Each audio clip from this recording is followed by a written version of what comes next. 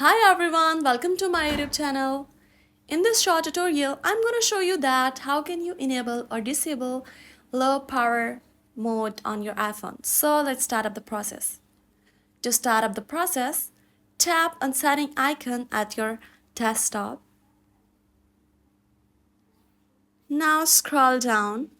Here you can see option battery. Tap on this option. Now here you can see second option, low power mode. Tap on this option to turn on your low power mode. Now you can see your battery icon turns yellow. Now from here you can easily indicate that your low power mode is enabled. So if you want to disable low power mode, again tap on this option. Now here you can see you disabled low power mode.